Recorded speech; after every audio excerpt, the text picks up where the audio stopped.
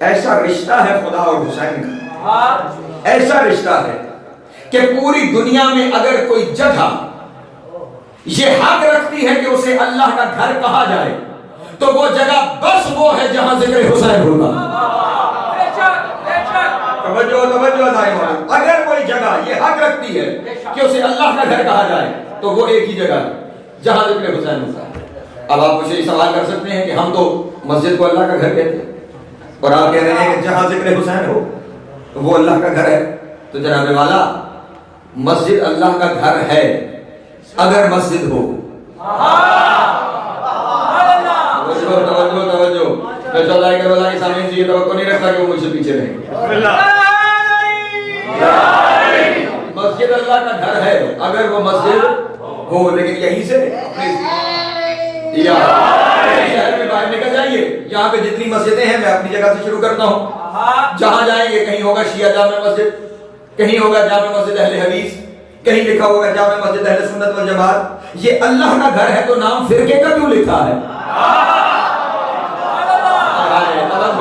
توجہ، یہ اللہ کا گھر ہے تو نام فرقے کا، یہ فرقے کا نام لکھا ہی اس لیے جاتا ہے کہ اس مسلک والا آئے باقی رستے بدل لے، وہ اپنے مسلک کی مسجد ڈھونڈے اور وہاں چلے جائیں، یہاں پہ نام جس کا لکھا ہوا اسی مسلک والا آئے۔ یہ ہماری گلی محلے کی مسجدیں ہیں جو مسلمانوں کو تقسیم کر رہی ہیں فرقوں میں، یہ گلی محلے کی مسجدیں ہیں جو مسلمانوں کو فرقوں میں، ہماری دو بڑی مسجدیں ہیں وہاں فرقے کی کوئی تسلیم نہیں، ایک مسجد الحرام ایک مسجد نبوی، وہاں کوئی نہیں لکھا ہوا شیعہ مسجد ہے یا سنی مسجد ہے، وہاں جو جائے وہ اپنے طریقے سے وہاں عبادت کرے، اس پہ کوئی پابندی نہیں۔ وہاں مسلمانوں میں تقسیم بظاہر نام پہ کوئی تقسیم نہیں ہے، لیکن ایک ہاتھ باندھ کے کا جملہ ہدیہ کر دوں، وہاں ایک تقسیم وہاں بھی ہے، اور وہ کیا ہے؟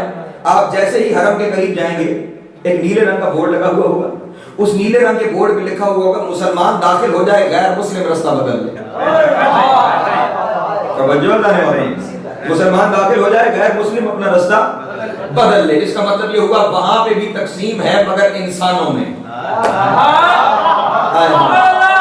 یہاں مسلمانوں میں تقسیم تھی مسلک کی، وہاں انسانوں میں تقسیم ہے مذہب کی۔ یہاں فلاں فرقے والا آئے اور فلاں نہ آئے، وہاں یہ مذہب آئے اور باقی کوئی نہ آئے، لیکن یہ اللہ کسی مذہب کا اللہ ہے، کسی مسلک کا اللہ ہے، کسی فرقے کا اللہ ہے، نہیں توجہ فرما رہے، کسی مذہب کسی فرقے کسی مسلک کسی قوم کا اللہ ہے نہیں، وہ تو سب کا اللہ۔ اگر وہ کسی مذہب و فرقے اور مسلک کا اللہ ہوتا تو وہ ابراہیم کو رزق دیتا، نمرود کا بند کر دیتا۔ وہ ابراہیم کو بھی دے رہا ہے، نمرود کو بھی دے رہا ہے، وہ موسیٰ کو بھی دے رہا ہے، فرعون کو بھی دے رہا ہے، جو ہے اللہ نے محترم وہ ہر ایک کو دے رہا ہے، تو وہ ہر ایک کا اللہ ہے۔ جب وہ ہر ایک کا اللہ ہے، توجہ، جب وہ ہر ایک کا اللہ ہے تو پھر اس کا گھر وہ جگہ کہلائے گی جہاں پہ ہر ایک آ سکے۔ جو مسجد تم نے بنائی ہے، کسی مسجد میں کوئی مسلک والا نہیں آ سکتا، کسی مسجد میں کوئی دوسرے مذہب والا نہیں آ سکتا، پوری کائنات میں صرف ایک جگہ ہے مجلس حسین ابن علی، جہاں آتے ہوئے نہ یہ دیکھا جاتا ہے یہ شیعہ ہے، نہ یہ دیکھا جاتا ہے یہ سنی ہے، نہ یہ پوچھا جاتا ہے یہ بریلوی ہے، نہ یہ پوچھا جاتا ہے یہ مسلم ہے یا غیر مسلم ہے۔ مجلس حسین میں آنے کی صرف ایک شرط ہے، ضمیر زندہ ہونا چاہیے۔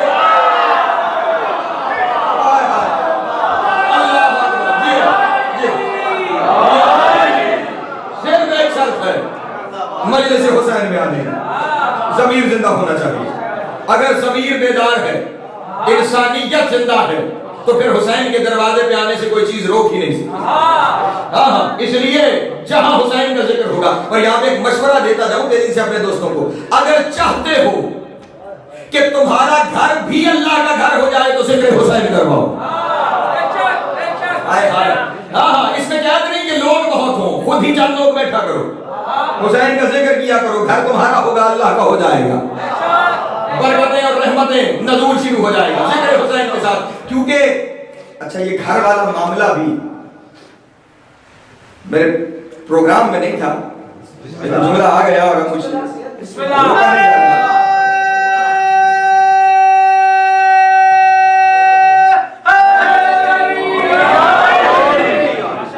پوری ضمانت سے ممبر پہ بیٹھ کے شہدائے کربلا میں یہ جملہ عرض کر رہا ہوں کہ اللہ کا گھر کعبہ ہے، یا نہیں؟ بیت اللہ نام ہے اس کا، اللہ کا گھر ہے، سجدے اسی جانب، عبادتوں کے رخ اسی جانب، اللہ کا گھر ہے بیت اللہ، اللہ کا گھر۔ جملہ عالیہ کرنے جا رہا ہوں میں، دلیلیں پہاڑ جتنی ہیں میرے پاس، اور امید یہ ہے کہ آپ میں سے ہر ایک میرے ساتھ شامل رہے گا۔ گھر اللہ کا کعبہ ہے، لیکن کوئی شخص کسی پھٹی ہوئی کتاب میں آیت تو دور کی بات روایت نہیں دکھا سکتا کہ کبھی خدا نے یا خدا کے کسی نمائندے نے کہا ہو کہ جس نے کعبے کو دیکھ لیا اس نے مجھے دیکھ لیا۔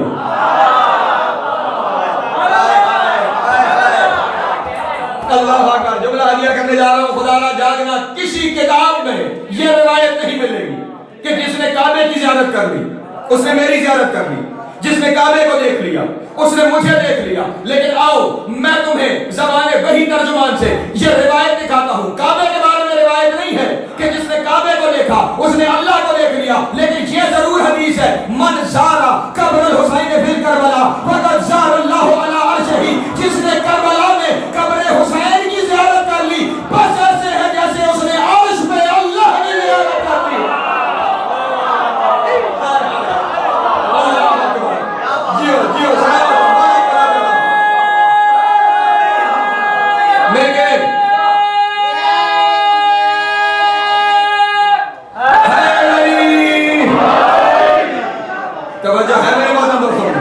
من زار قبر الحسین فی کربلا فقد زار اللہ علی عرشہ، جس نے کربلا میں قبر حسین کی زیارت کی بس ایسے ہے جیسے اس نے عرش پر اللہ کی زیارت کر لی۔ میں پھر جملہ ہدیہ کروں، میں نے کہا میرے پروگرام میں نہیں تھا، جملہ میرے سامنے آ گیا ہے اور اب اس کی تفصیل میں مجھے جانا پڑے گا۔ یہ نہیں فرمایا کہ جس نے کربلا میں قبر حسین کی زیارت کی اس نے میری زیارت کر لی یا اس نے اللہ کی زیارت کر لی، یہ نہیں فرمایا۔ فرمایا من زارا، خدا را، یہ جملہ ضائع چلا گیا، میں دکھ لے کے جاؤں گا، پاکستان تک دکھ لے کے جاؤں۔ من زارا قبر الحسین فی کربلا فقد زار اللہ علی عرشہ، جس نے قبر حسین کی کربلا میں زیارت کی بس ایسے ہے جیسے اس نے عرش پر اللہ کی زیارت کی۔ اس کا مطلب کربلا اور عرش برابر ہے۔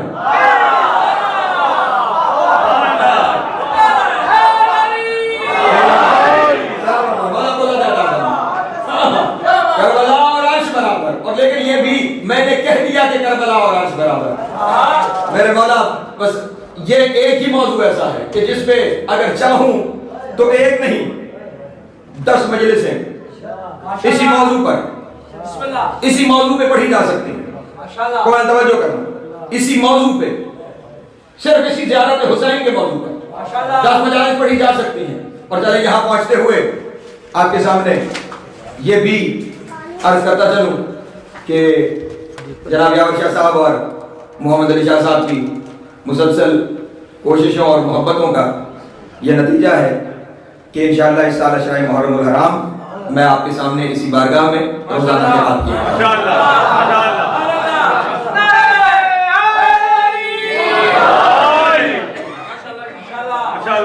جب سے گزشتہ عشرہ یہاں پہ پڑا تھا اس وقت سے تمام احباب مسلسل چاہ بھی رہے تھے اور رابطہ بھی تھا، لیکن درمیان میں کچھ کووڈ کے مسائل، کچھ دیگر مسائل رہے اور آنا نہیں ہو سکا، لیکن انشاءاللہ اس سال انہوں نے حکم فرمایا اور میں عشرہ محرم سے آپ کے سامنے ضرور حاضر ہوں گا اور ذکر محمد والے محمد آپ کے سامنے روزانہ رات یہاں پہ پیش کیا کروں گا۔ لیکن یہ سارے معاملات جو ہیں یہ بہت خصوصی محبت اور شفقت ہے پاکستان میں بھی کچھ لوگوں کی کہ جن کی وجہ سے یہ سب کچھ ممکن ہو سکا۔ وہاں پہ بڑا ہیویلی کمٹمنٹس تھی، بہت ہیویلی کمیٹڈ تھا، لیکن قبلہ علامہ سید حسین مقدسی صاحب وہاں پہ، جناب مولانا علی شہباز انصاری صاحب، اور خصوصیت کے ساتھ جناب سید عزادار حسین نقوی صاحب جو والد ہیں جناب پرساد شاہ صاحب کے، اور بہت ہی خصوصیت کے ساتھ جناب سید فصاحت حسین شاہ نقوی صاحب کا، کہ انہوں نے بڑی محبت فرمائی، بڑی شفقت فرمائی کہ میرے پاکستان کے جتنے معاملات تھے، جتنے ایشوز تھے وہاں کی، میری کمٹمنٹس تھیں، ان سب کے ساتھ انہوں نے وہاں پہ ڈیل کیا اور ان آسانی پیدا کی، رستہ ہموار کیا کہ میں ذکر محمد والے محمد آپ کے سامنے بیٹھا۔ خدا اپنے عالم ان کی توفیقات میں بھی اضافہ فرمائے، صحت کے ساتھ دراز زندگی عطا فرمائے، بچوں کے ساتھ آباد رکھے، اور جاور شاہ صاحب، محمد علی شاہ صاحب جنہوں نے یہ ساری کوشش کی ہے، مولا ان کو بھی ہمیشہ آباد و شاد رکھے اور ہمیشہ یہ ذکر محمد والے محمد ان کی نسلوں میں قائم رکھے۔ صلوات پڑھیں محمد والے محمد۔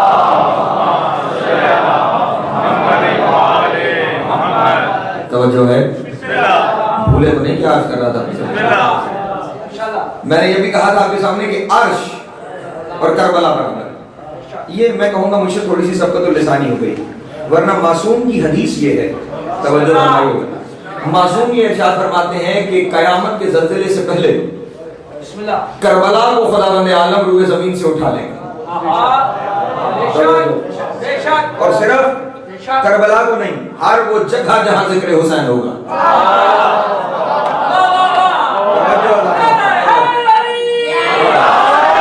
कयामत के उस भयानक ज़ल्ज़ले से पहले खुदावंद आलम उन्हें उठा लेगा और करबला को अल्लाह इस मंजिल पे ले जाएगा। जुमला कहूं ये अर्श और करबला बराबर मेरे मुंह से निकल गया तो मैंने कह दिया, वरना जुमला हदिया करूं आपके सामने। हदीस यहां तक मौजूद है कि जन्नत वाले करबला को ऐसे देखेंगे जैसे जमीन वाले सितारों को देखते हैं।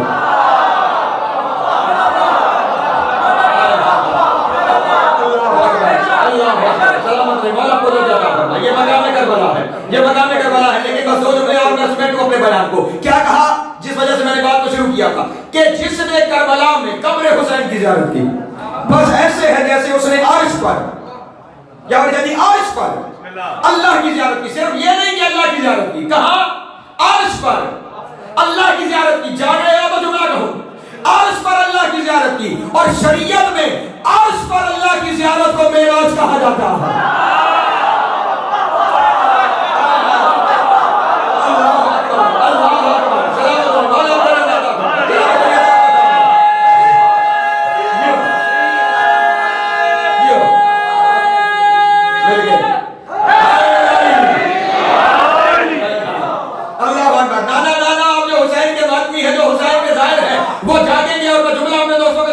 हदिया करने जा रहा हूं अर्श पर, वरना अल्लाह तो हर जगह मौजूद है ना, हर जगह मौजूद है। अर्श पे अल्लाह की ज़ियारत को शरीयत में मेराज कहा जाता है। और 1.25 लाख नबियों में भी मेराज सिर्फ मेरे नबी खातमुन नबीयीन को हासिल हुई है। ये हुसैन की सखावत है। मैं और क्या जुमला कहूं, 61 हिजरी से पहले मेराज करने के लिए कम से कम मोहम्मद होना जरूरी था। 61 हिजरी के बाद हुसैन अपने हर आदमी को कहता है आओ मैं तुझे मेराज करूं।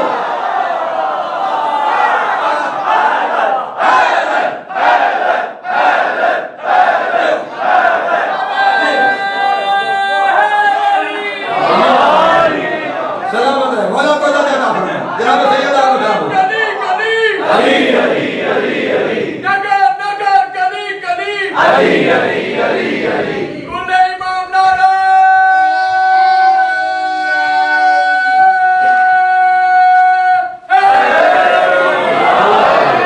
सलामत है मौला को देता फरमाए। हर मातमी को, हर अज़ादार को दावत है आ मैं तुझे मेराज करूं।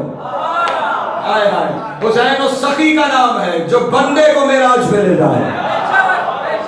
हाय हाय, जो बंदों को मेराज पे ले जाता है उसे हुसैन कहा जाता। चले जुमला फिर है और हदिया करने जा रहा हूं। अमूमी सतह का जुमला नहीं, जुमला खसूसी सतह का जुमला है। और मैं ये उम्मीद भी नहीं रखता कि हर एक शायद समझ पाएगा, लेकिन अगर कोई एक भी जुमले को ले गया तो मेरी मेहनत समारत हो जाएगी। जिसने कब्र हुसैन की बात, जिसने कब्र हुसैन की, जिसने कब्र हुसैन की ज़ियारत की, उसने अर्श पे अल्लाह की ज़ियारत कर ली। किसकी ज़ियारत?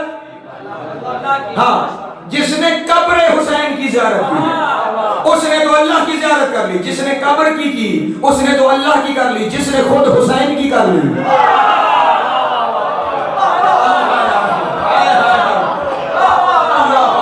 अल्लाह अकबर। बस यहाँ पे जुमला कहूँ, अब समझ में आपको आया ये शोहदाए करबला ने जुमला क्यों कहा था कि अगर हमें 70 दफा भी कत्ल किया जाए और फिर जिंदा किया जाए तो मौला हम आपके साथ खड़े होंगे। कुछ तो देख लिया था, कुछ तो देख लिया था, कहीं तो देख लिया था, जिसकी वजह से। और चले सखावत हुसैन का तस्करा है, मुझे बात यहाँ समेट देनी चाहिए थी। अभी नौजवानी और मानदारी भी होनी है, लेकिन क्या करूं कि सखावत हुसैन वो समंदर है कि जिसमें थमने का नाम ही नहीं है, जिसमें रुक जाने का नाम ही नहीं है। कमाल हुसैन इब्ने अली ये है। क्या कहा था? जिसने कब्र की ज़ियारत की। अरे हुसैन क्या कहने, खुदा की कसम मेरे अपने रोंगटे खड़े हो रहे हैं। बस चुप करके ही चाहे सुन लेना, जुमला ले जाना। जिसने कब्र की ज़ियारत कर ली ऐसे है जैसे उसने अर्श पर अल्लाह की ज़ियारत, गोया मेराज हो गई। जिसने कहा कब्र क्या है? मट्टी है ना, مٹی ہے، یعنی حسین کے قبر کی مٹی کی زیارت معراج ہے۔ سخاوت حسین یہ ہے، اس نے اپنے چاہنے والے ہر ایک امیر و غریب کے لیے معراج کا رستہ آسان رکھا۔ جو وہاں آتا ہے وہ وہاں آ کے زیارت کرے، جو نہیں آ سکتا میں مٹی تیرے مصلی پہ بھیجوں گا۔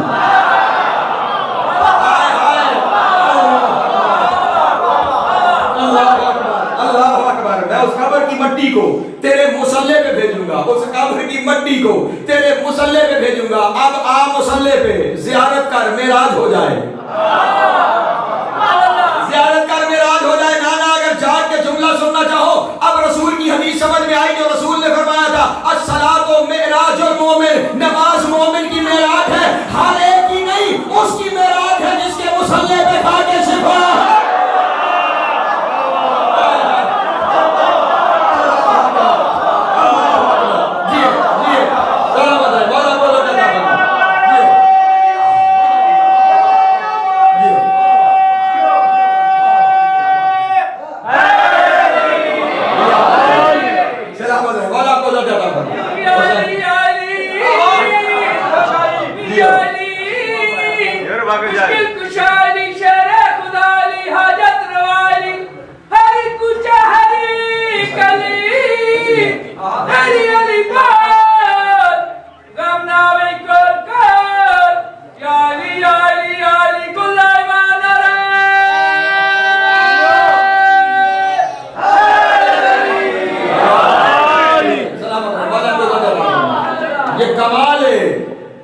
خاک کے قبر حسین اور یہاں تک آ گئے اور بس ایک جملہ اور سمٹ گیا میرا بیان۔ اتنی دیر تک حضور بھی تشریف لے آئے تو میں یہ جملہ اپنے دوستوں کے سامنے ہدیہ کر دوں۔ اس مٹی میں کوئی عجب کمال ہے، عجب کمال ہے، بس اسی کمال کو سنیے اور میں مسائل کی جانب آگے بڑھ جاؤں۔ کتاب کا نام ہے کرامات حسینیہ، قوم المقدس سے الانصار پبلیکیشن والوں نے، بس یہ فضائل کافی بس پڑھ گئے، الانصار پبلیکیشن والوں نے چھاپی ہے۔ اس میں امام حسین علیہ السلام کی کچھ کرامات درج کی گئی ہیں۔ خیال رہے انشاءاللہ عشرے میں تشریحات میں جاؤں گا۔ حسین کا معجزہ نہیں، کرامت، معجزہ بڑا ہوتا ہے، کرامت چھوٹی ہوتی ہے۔ ایک صلوات پڑھیں محمد وعلی محمد۔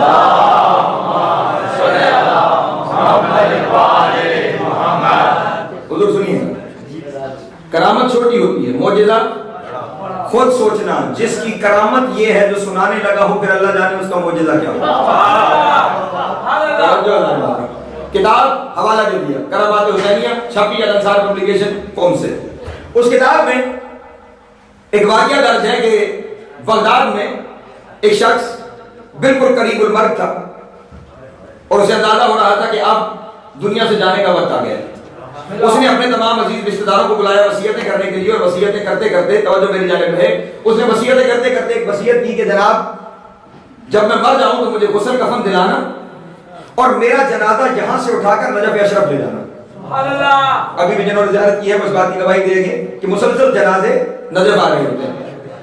جانا جنازہ میرا نجف لے جانا، ذریعہ مبارک کا طواف کروانا، وادی السلام میں مجھے دفنا دینا۔ یہ وصیت کرتے کرتے اس کا دم نکل گیا۔ یہ عصر سے کچھ دیر پہلے کا واقعہ، اس کا دم نکلا۔ وصیت یہ تھی کہ میرا جنازہ نجف پہ لے جانا۔ گھر والوں نے فوری طور پہ غسل و کفن کی تیاری شروع کی۔ ادھر عصر کے بعد امیر المومنین کے حرم کے خادم کی آنکھ لگی، خواب میں امیر المومنین تشریف لائے اور انہوں نے کہا کہ بغداد سے فلاں شخص کا جنازہ نجف لایا جا رہا ہے میری قبر کا طواف کرانے کے لیے، وادی السلام میں دفنانے کے لیے۔ وہ فلاں رستے سے آئیں گے، فلاں دروازے سے داخل ہوں گے۔ وہ شخص اتنا گناہگار ہے، میں علی نہیں چاہتا اس کا جنازہ میرے حرم میں آئے۔ توجہ ادارے محترم، لفظوں سے ہر کوئی زبان سے اتنا گناہگار ہے، اتنا گناہگار ہوگا جس کے بارے میں علی کہہ دیں اس کا جنازہ میرے حرم میں نہ آنے پائے۔ یہیں سے اس کے جنازے کو پلٹا دینا۔ خادم مستعد ہو گئے کہ حکم آ گیا، چاروں طرف دروازوں پہ خادم کھڑے ہو گئے۔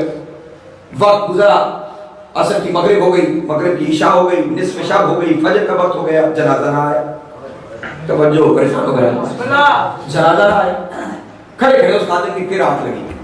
اب جو پھر ہوں گا وہ پھر خواب میں مولا تشریف لائے اور مولا نے فرمایا سنو، وہ جس کے بارے میں منع کیا تھا نا، اب اگر اس کا جنازہ آئے تو حرم میں لے آنا۔ اب اگر جنازہ آئے تو حرم میں لے آنا، قبر کا طواف بھی کرانا، ممکن ہو تو یہی دفنانا۔ کایا ہی پلٹ گئی، لے سے بھی آنا, یہی طواف کرانا اور یہی دفنانا. انہوں نے کہا مولا مرنے سے پہلے تو سنا تھا کوئی توبہ کر لے, بلکہ جب تو عمل قبول ہو جاتے ہیں. یہ مرنے کے بعد جب زبان ہی بند ہو گئی, توبہ کا دروازہ ہی نہیں, پھر اس سے کون سا عمل سرزد ہو گیا جس کی وجہ سے سارے گناہ معاف ہو گئے. اور آپ نے کہا تھا آپ جا کے جملہ سن لینا, دعا فرمائیے گا, سردار صاحب آپ بھی دعا فرمائیے گا, آپ جملہ سن لینا. کیا ایسا عمل ہو گیا کہ آپ نے گناہوں کو بھی معافی دے دی, آنے کی اجازت بھی دے دی, اور صرف آنے کی نہیں دفن کی اجازت بھی دے دی. معاملہ کیا ہے؟ امیر المومنین نے ارشاد فرمایا جب وہ جنازہ لے کر بغداد سے نکلے تو رستہ بھول گئے, نجف کے بجائے کربلا پہنچ گئے.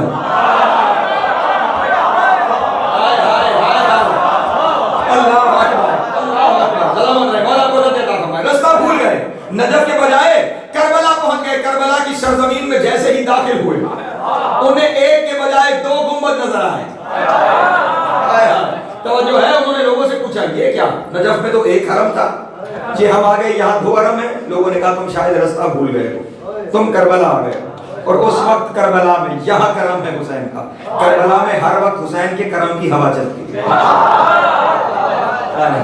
حسین کے کرم کی ہوا چلتی ہے. یہی امیر المومنین نے فرمایا کربلا میں ہوا چل رہی تھی, اس ہوا سے کربلا کی خاک کے کچھ ذرے اڑ کے اس کے کفن پہ آ گئے. کچھ ذرے اس کے کفن پہ آ گئے, اور ادھر سے خاک کربلا کے ذرے اس کے کفن پہ آئے. اب مجھے اللہ کی غیرت گوارا نہیں کرتی, میں اسے گناہ یاد دلواؤں. میں نے گناہ معاف کر دیے, علی تو اسے اپنی بارگاہ میں قبول کر لے. جو صرف مرنے کے بعد کربلا چلا جائے وہاں اتنی عطا ہے کہ جو زندگی میں جا کے پیشانی ٹیک اس خاک پہ جس کی پیشانی آ جائے پھر بخشش اس کا مقدر ہوتا ہے, اور ہونی بھی چاہیے. کیونکہ یہ سرزمین کربلا وہ سرزمین ہے جہاں حسین نے بڑے بڑے چاند اتارے. اجر والا کی ہائے قبول کرے. بس 2 یا 3 منٹ اور منبر حسن صادق صاحب کے حوالے انشاءاللہ عشرہ محرم میں تفصیل سے سارے مسائل آپ کے سامنے پیش کرتا ہوں. صبح سے لے کر 18 جیٹس کے نسبت سے مجلس, صبح سے لے کے عصر تک لاشیں اٹھا اٹھا کے تھک گیا حسین. صبح سے لے کے عصر تک لاشیں اٹھا اٹھا, اور عصر کے وقت بہن کے خیمے کے دروازے پر آ کر یہ سلام کرتے ہوئے کہا یا زینب و یا ام کلثوم و یا رقیہ و یا سکینہ علیہ کنہ منی سلام. اے میری بہن زینب میرا آخری سلام, میری بہن ام کلثوم میرا آخری سلام, میری بیٹی سکینہ میرا آخری سلام. ادھر حسین سے آخری سلام حسین نے کہا, خیمے کے اندر سے بہن نے کہا بھیا اگر مناسب سمجھو تو ایک لمحے کے لیے خیمے میں آ جاؤ, ایک لمحے کے لیے خیمے میں آ جاؤ. آقا حسین نے خیمے کے باہر سے رو کر کہا زینب اتنا زخمی ہوں. میں نے جملہ کہا جب تک پہنچا ان کی ہائے نکل گئی. خیال رکھیے گا ابھی تک حسین نے جنگ لڑی نہیں جو لڑنے سے پہلے اتنا زخمی ہے.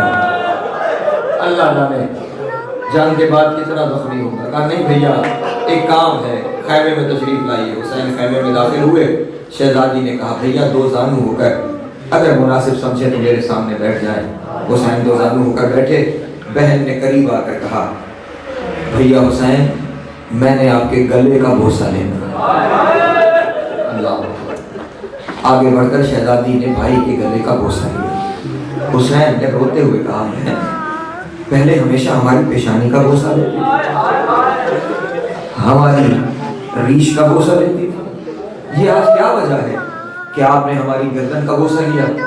دھاڑ نکل گئی علی کی بیٹی کی. رو کے کہا اماں نے دنیا سے جاتے ہوئے وصیت کی تھی جب حسین آخری سلام کرنے آئے مجھ ماں زہرا کی طرف سے حسین کا گلا چوم لینا کیونکہ اس گلے پہ شمر خنجر چلا, اس گلے پہ شمر خنجر چلائے گا. کہا اچھا زینب آپ نے وصیت پوری کی ہے, اب ذرا مجھے بھی اجازت دینا، اب یہی قیامت کا جملہ ہے، ذرا ایک لمحے کے لیے سر سے چادر ہٹانا ذرا، اللہ اکبر، ایک لمحے کے لیے سر سے چادر ہٹانا زینب۔ بہن نے کانپتے ہوئے ہاتھوں سے سر سے چادر ہٹائی، حسین نے آگے بڑھ کر بہن کے سر کا بوسہ لیا، اور اب بہن نے وہی سوال کیا کہ بھیا یہ آج میرے سر کا بوسہ کیوں لیا؟ کہا تو نے ماں کی وصیت پوری کی، مجھے بابا علی نے وصیت کی تھی کہ حسین جب جانے لگے میری طرف سے زینب کے سر کا بوسہ لے لینا، کیونکہ تیرے جانے کے بعد نیزے سے سر سے چادر ہٹا۔ اجرکم اللہ، اجرکم اللہ، اجرکم اللہ، مولا کی ہائی قبول کرے، جناب سید آپ کا ماتم قبول کرے۔ بس 2 منٹ کی زحمت اور ہے، 2 منٹ کی زحمت اور ہے۔ خیمے والوں سے الوداع ہو کر جیسے ہی میرے مولا خیمے سے باہر نکلنے لگے، صاحبان مقاتل نے لکھا کہ ایسے حسین خیمے سے باہر نکلے جیسے بھرے گھر سے جنازہ نکلتا۔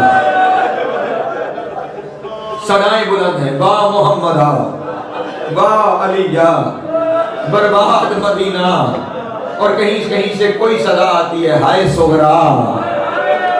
میں نے لفظ کہہ دیا ہونے کے لیے، ہائے صغرا۔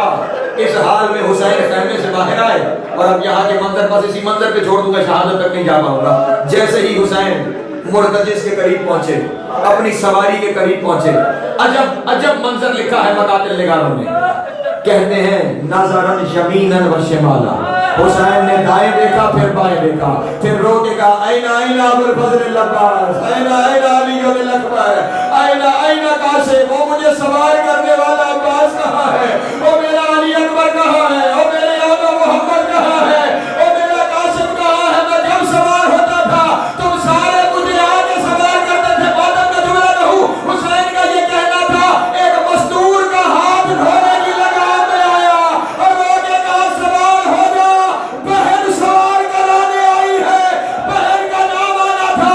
حسین نے ماتم کر کے کہا مجھے تو آج تو سوار کر رہا ہے، بتا کل زینب تجھے کون سوار کرے؟ اجرکم اللہ، اجرکم اللہ، والا کی ہائے قبول کرے۔ زینب مجھے تو تو سوار کرنے آ گئی، یہ بتا کر بے بلان اونٹ پہ تجھے کون سوار کرے گا؟